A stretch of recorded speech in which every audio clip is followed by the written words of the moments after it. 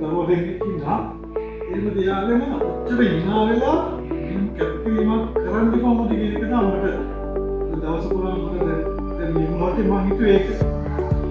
දරුවා ස්පිරිතාලේ ගිහිල්ලා මම එනවා පෞද්ගලික අපි තින්න පොඩි දරුවෝ දෙන්නේ. ඔය වගේ දේ මට හිතා ගන්න බැහැ කොහොමද කරන්නේ කියලා. මට ඇත්තනම මේ ඉගෙනගත්ත දේ ඒවත් එක්ක දුමසාවෙද්දී මේ කැපවීම කොහොමද ආවේ කියන එක මට වෙන කියන දේ ඔතන තිබ්බා.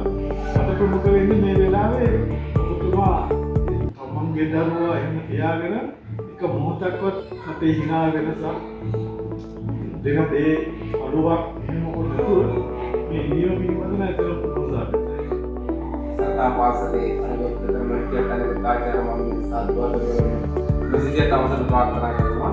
ඇත්තටම අපි ඇහැලියකට පිරිවෙනේ ඉඳලා මෙහෙට ආවේ ඕදුරක තරක් ගෙවාගෙන එහි අපි කරන්න ඉදිය වැඩසටහනක් මේ කරගන්න ප්ලෑන් කරනකොට කොහොමද කරගන්නේ කියන අදහස එනකොට තමයි මේක අහම්බෙන් දකින්නේ.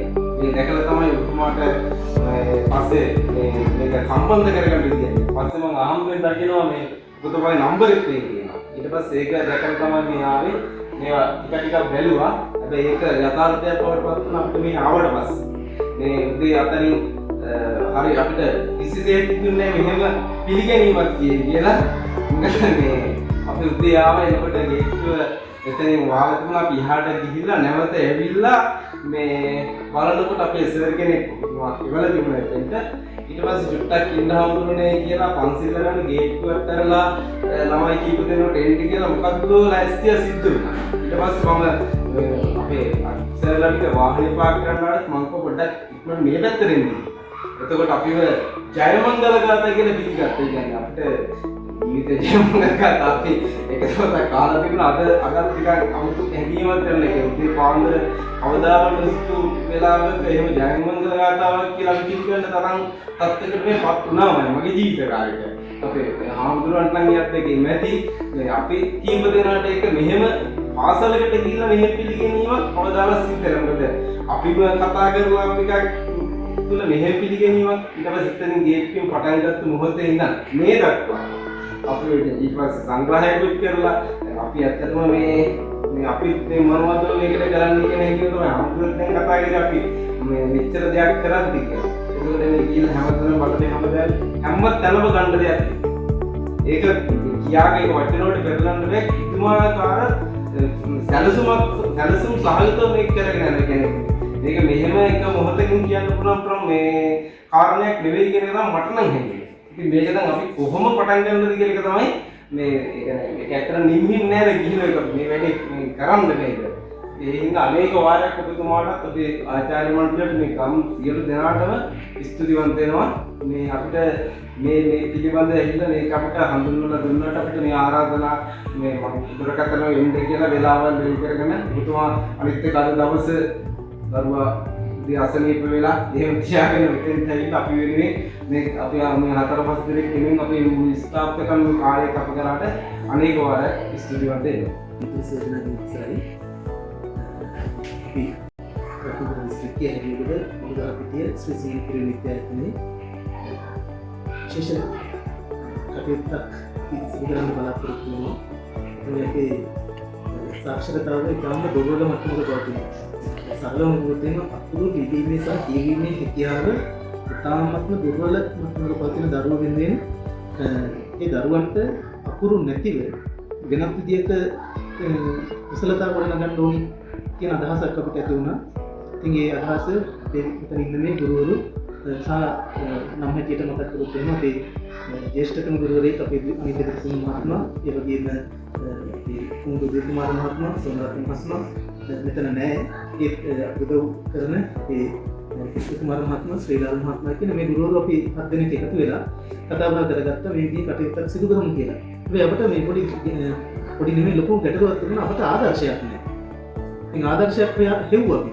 එහෙනම් හොයනකොට තමයි අපිට මේ YouTube එකේ හම්බුනේ ඉතාම හොඳ ආදර්ශයක්.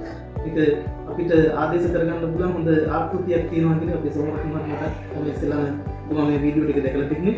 ඉතින් දැකපු වෙලාවෙ ඉඳලා ඉතාම යොසුළු වුණා මේ මටත් අපේ පරිණාධිපති හමුදුරන් වහන්සේට, කෘත්‍ය අධිකාරී හමුදුරන්ට, ඒ වගේම අපේ අධ්‍යාපන අමාත්‍යාංශයේ සංවර්ධන අධ්‍යක්ෂක කම්පිටි වික්‍රම සම්මුරන්ට මේ ඔක්කොටම මේ වීඩියෝ ටික යොමු කරලා ඒ වෙලාවෙ ඉඳලා අපි කතා කරගත්තා.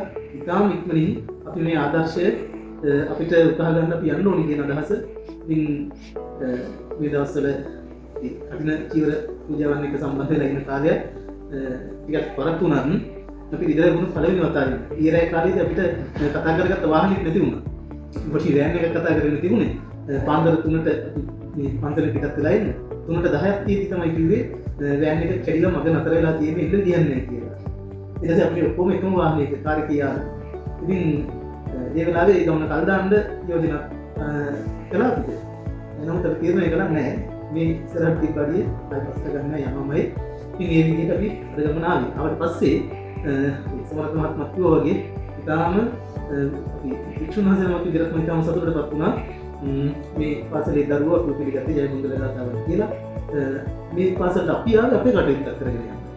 අතන දරුවෝනේ අපි ආවේ අපේ කටයුත්ත. උතුමාලා කරන කටයුත්ත අපිට ආදේශ කරගන්න න්යායයි. ඉතින් අපිට හොඳ පිළිගැනීමක් ලැබුණා මේ දරුවන්ගේ උතුමාගෙන්. ඉතින් අර උතුමා වගේ අද උතුමා අපි මේ කාලේ ගත කරාට ලොකු සංවේදී කතාවක් තියෙනවා දරුවා රෝහලගත වෙලා ඉන්න වෙලාවක.